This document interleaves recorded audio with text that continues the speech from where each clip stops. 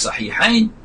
بله، جزء ثالث طبع دارالفکر. در اینجا بینندگان محترم در صفحه 101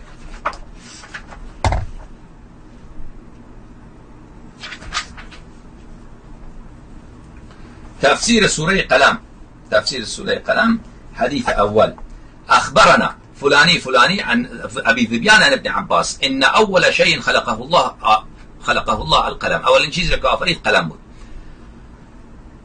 به او فرمود که بنویس. گفت چی بنویسم؟ گفت القدر، قدر را بنویس. فجرى من ذلك اليوم بما هو كائن الى ان تقوم الساعه. خب اون قلم نوشت. بعد عرشش روی آب بود، از آب بخار بلند شد، از اون بخار آسمان درست شد. بعد ثم خلق النون، خداوند متعال ماهی را آفرید.